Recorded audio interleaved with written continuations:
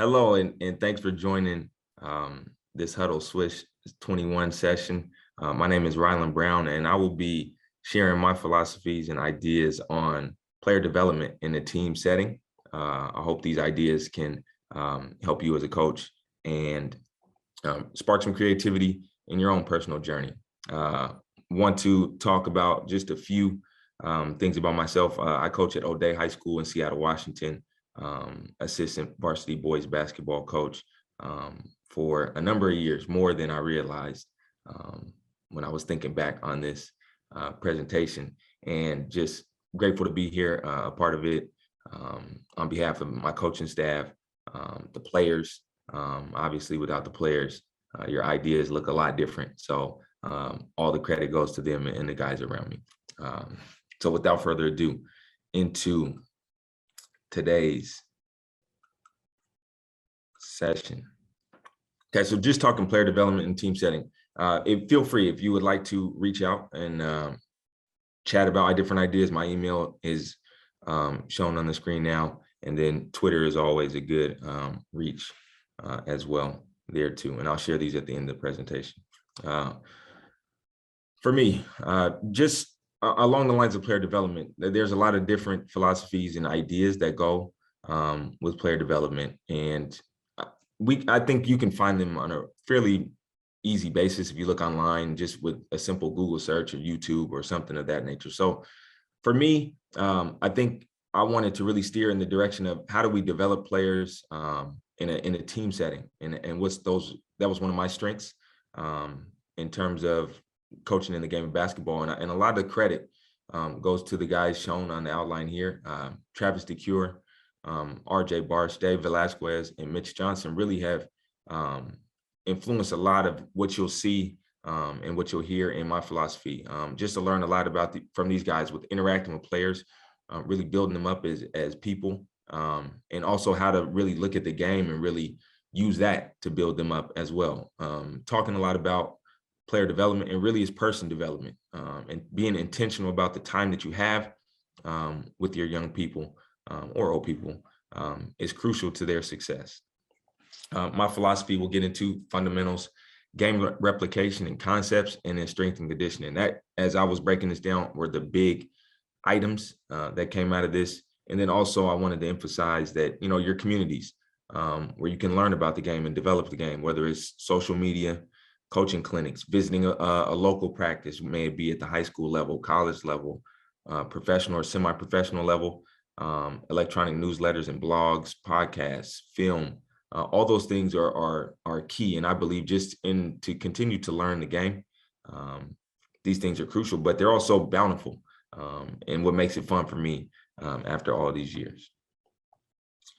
Again, from those guys I mentioned early, some of the big keys, and I got this and started really developing this, is developing people is most important, okay, and building relationships and partnering.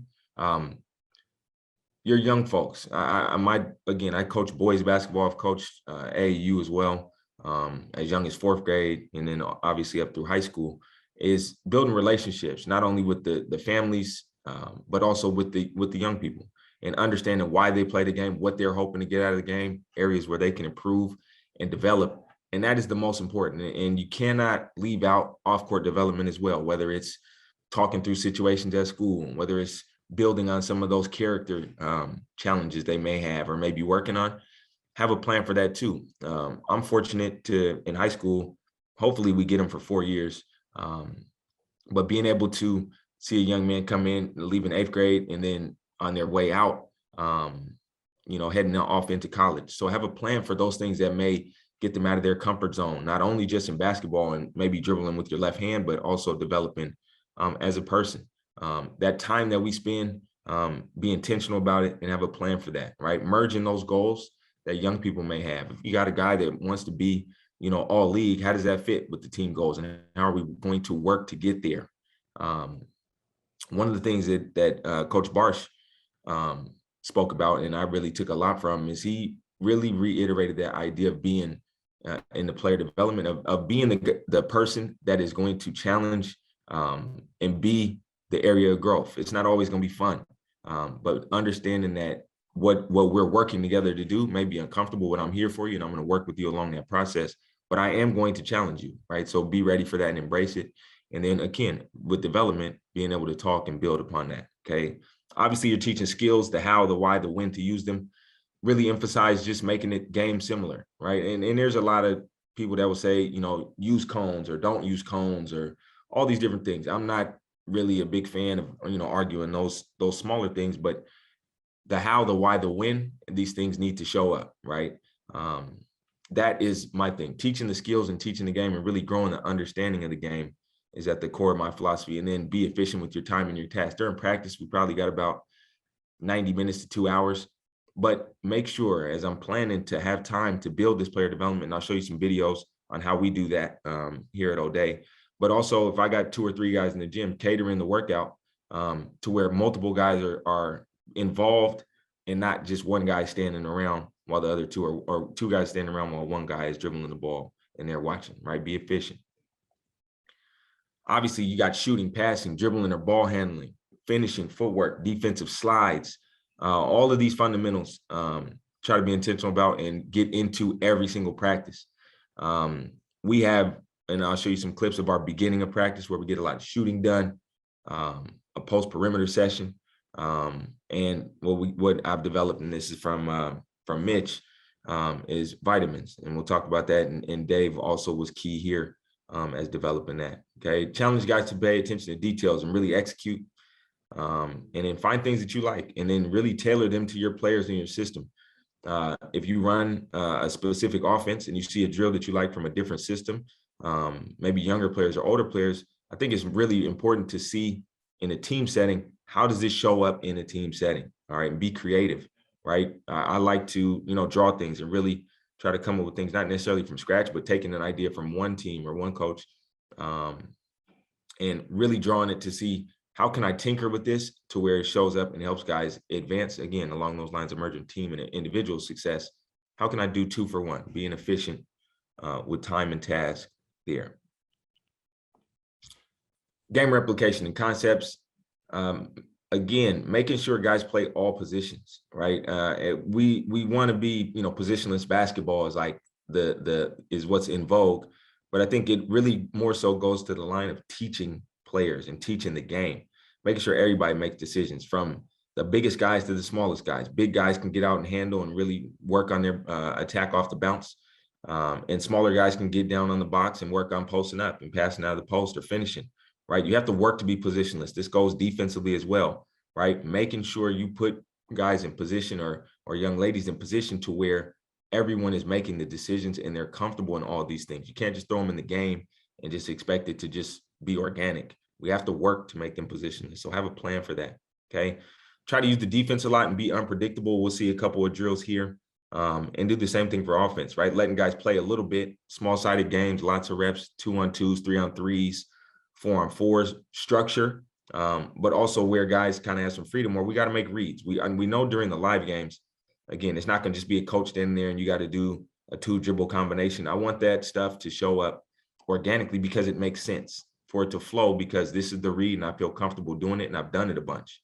Also with the lower numbers, along those lines of soccer, where you see some of those small-sided games, if everyone's involved and everybody's learning. Right. And a lot of times in 5-on-5 things, 2 guys offensively and defensively, it really becomes a 4-on-4 or a 3-on-3 because 2 guys stand in the corner and they're not really involved. So that puts the pressure on in building the learning and really try to hasten that development there. Show you a couple of things where I love to rewind and reset, and then using film to plan a review, right? We use film to plan a review, whether it could be an individual meeting or with the small group or with the whole team. May use film to kind of set up a plan and really show like, hey, this is something we want to work on. Our spacing was bad in this offensive look. So I really think film, and I think this is where Hudl really has helped us, being able to look at these things and really get them back quickly, to show like, hey, before our practice, this is what we did yesterday, this is where we're heading.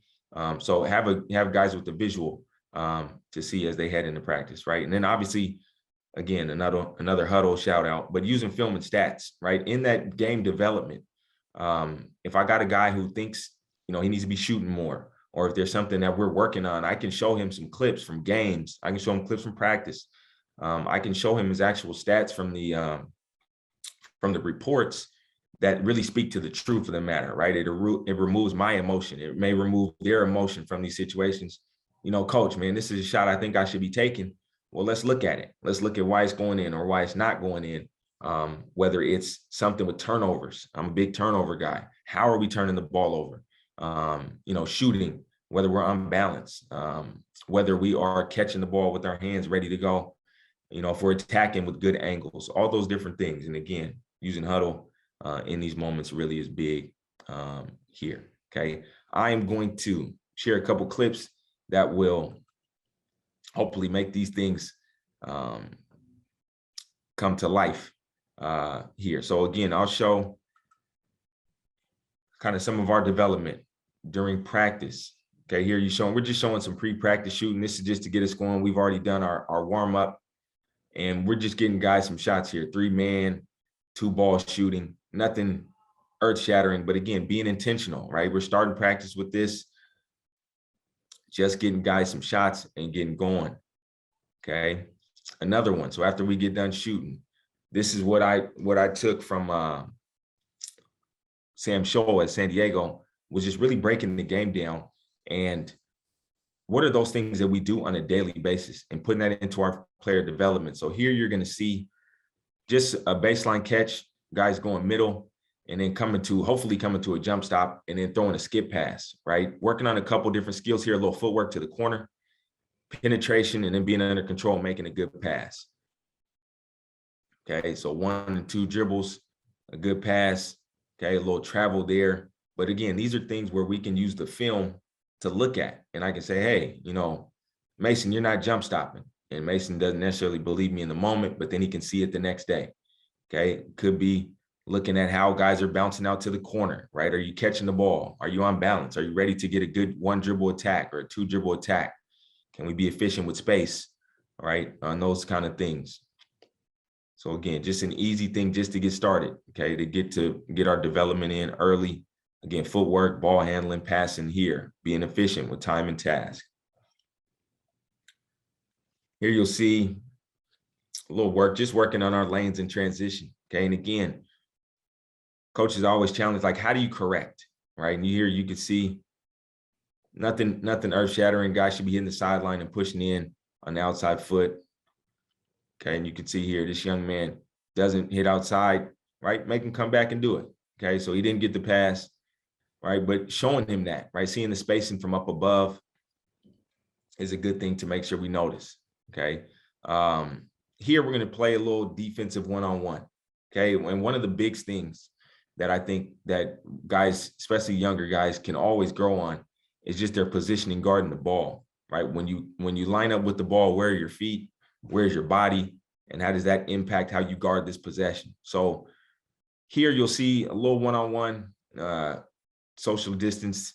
The coaches are in Arkansas State, let us get after it. So that was fun. But this one was a little more organic and really let the guys get the feel, because I knew I wanted to come back and watch this the next day on the film to really see what we're talking about, why this is a good possession, why this is a good stop. Are you getting contests? Are you keeping guys out of the lane, right? Just an easy one-on-one, but able to use in our film session to check it out, right? So the offense didn't really threaten, but a good contest there. Here, how are your feet? Are you able to keep the man out the paint? Good chest up, great smother, force him into a tough shot. Okay, great possession right there.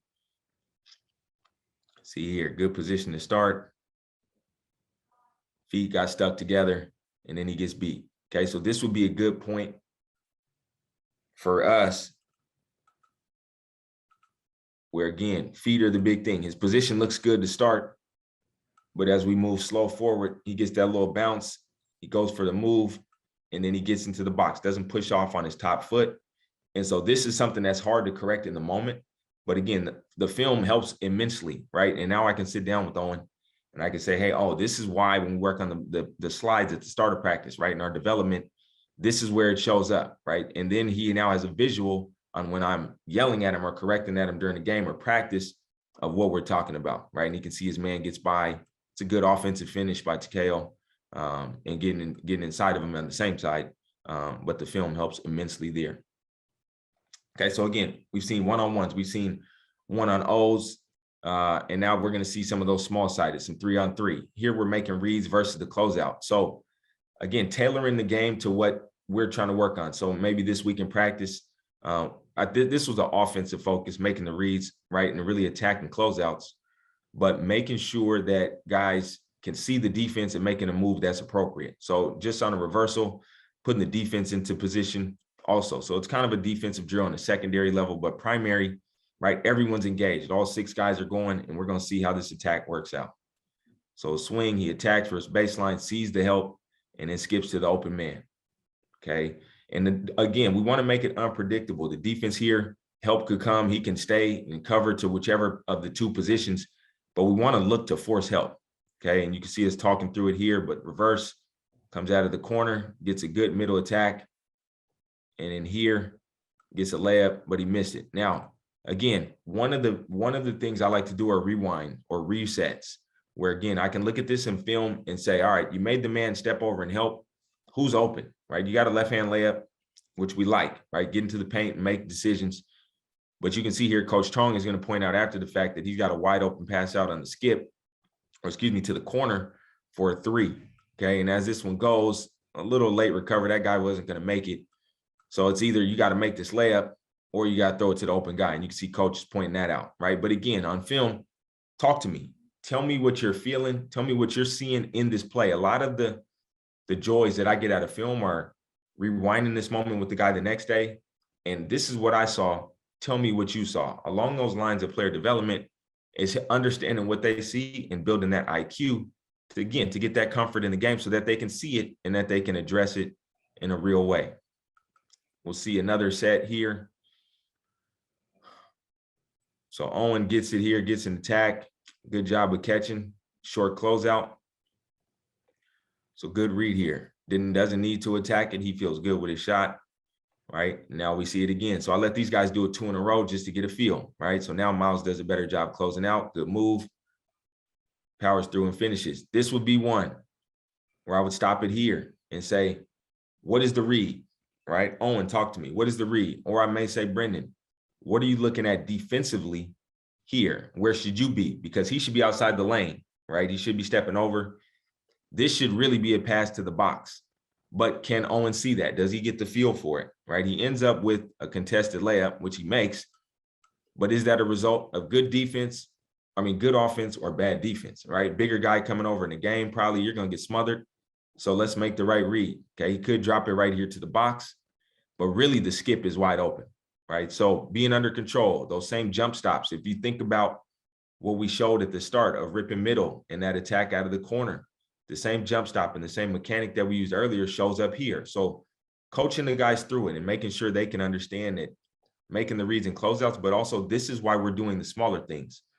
Guys and gals, obviously, you know, they don't want to do the footwork. They don't want to do the pivots necessarily. So while we're growing that desire and that maturity towards the game and attention to detail, we want to make sure that we can see how this shows up during the game, right? The how, the why, the when. This is a big deal, being able to be under control and throw a good pass. Bigger defense. If you're in college, this pass may not get there. You're getting smothered out by a bigger guy. So on that track of development, this is the guy who has the ability to play at the next level. So we have to make next level decisions, not just play in the moment of this drill. Okay, he finished it, but maybe that's not going to work at the next level. Okay, again, I mentioned this earlier. We call it vitamins. Again, I borrowed this heavily from Mitch Johnson.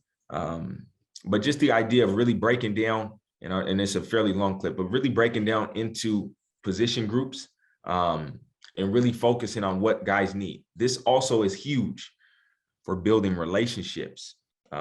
You get time to spend with guys in smaller groups.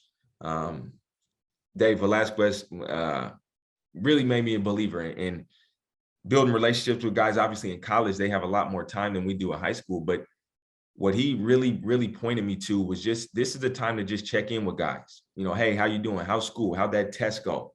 Or you got a test coming up. How's everything at home? You know, what do you think about how you played last night? How to build not only those on-court skills, but off-court development, where guys can see us as coaches, or girls can see us as coaches. This is crucial. And what we try to do is either go with position-like bodies to work on specific seals. Maybe it's something we saw in the game that we want to course correct. So maybe it's something along those lines. Maybe it's something where it's not by position. Maybe it's by personality. Maybe we're looking at these guys will need to create relationship with some of these other coaches because of their personality or the way that they approach things, or maybe they can push a little differently than another one can. So there's a lot of intention here, but again, it's about player development and human development. How can we develop these young people into being the best version of themselves? And, you know, obviously the game of basketball is what draws them in. But this here time is a big one for us. So you'll see here, they're just working on kind of rebounding, fighting through, playing through a little contact and finishing. You can see here, Jermaine fights through it, but you can see him and Coach Woodard, Coach Adams got him going, he's throwing it up. But a lot of the things they mentioned after practice are like, Coach Woodard is bodying me with the pad, or man, he's, you know, I got you today. A little competitiveness, right? Russ here, he's working on, or who's that? Max is here working on his fakes. Okay, Russ is going to get in here, but they get a chance to kind of get physical. You see a lot of jokes and a lot of smiles during this time. Well, behind the mask, you can see Coach Sharp down in the corner. They're working on something as well. But normally we'll split the team into 4 groups, about groups of 3 if we can. If we got bigger groups, bigger than groups of 3, you may have some 4s, but nothing more than that. Okay, on my end. And you can see here, we're just working on driving through a little contact. Okay, I'll step in and just kind of tell them, you know, hey, really power through the contact, dribble through it. Don't just take off and glide through. Just a little teaching point, but a little attention to detail. How do you correct, right? Is one of those things where, how do you set the stage for your corrections? Make it short, make it efficient, right? We want people to work during practice. So make it short, make it efficient, but get to the point. Okay, you can see Coach Chong down here in the corner. They're working on some shooting. But again, you can see 6 different groups. These are all littles. And we're working on just driving through, but he saw something where they're working on shots. That's kind of the concept, okay? It's just quick corrections, but being specific to what guys need, right? A lot of the conversation that I'll talk about, you know, what do you guys want to work on today? What do you think you need to do? It could be after a game. Sometimes it'll just be catch and shoot. Sometimes it'll be finishing if we got guys missing layups, right? Here was a situation where we were getting bumped off our driving lanes, so we put that in, okay? Most importantly, you can see here, we're just starting. I'm kind of joking around with these guys, but again, it's about relationship. Okay, these 3 are competitive when they shoot. So here I'm just kind of pruning them up and teaming them up. You know, they're shooting against me basically, but they got to make 5 shots before they miss. I think it was 5 before they miss 3, and they got to go around the horn. So I'm just giving them a little grief. You know, I know they're competitive. It's if they make it, I got to do push-ups. If they miss, they may have to do push-ups, but really I just talk a lot of mess to them. But again, it's about relationships. Through this process, I know that they enjoy this competitive nature, right? We're at the end of practice. Guys can be a little tired. Maybe we got after them a little bit. So this one is a good one, right? And again, knowing these guys, knowing about their personalities and what they want to do, right? Getting them amped up and getting them ready to go again, getting them focused. Also building that chemistry and that brotherhood that we like to talk and develop. This is one of my favorite moments. You can see it's just kind of fun, but then they get going, right? We took a little break, but then we get right back to work. We had just finished shooting layups here. But again, at the end of practice, they're ready to go. And again, they got to team up, right? As a group, they got to make 5 before they miss 3. So I'm, you know, hey, you missed 1 already. Oh, 2, you know, pressure's on. 3, they wouldn't make it out of that corner. And so that would be where, you know, I'm kind of, again, building that relationship, kind of prodding them a little bit, seeing what sparks them in terms of competition, where I can push them, how I can push them, and really developing them as young people. Okay. So those are some of the clips that I had. And again, the joy of the coaching piece is all in there, right? Is just the relationships and understanding, you know, kind of what the guys are about and where they're trying to get as players. Okay.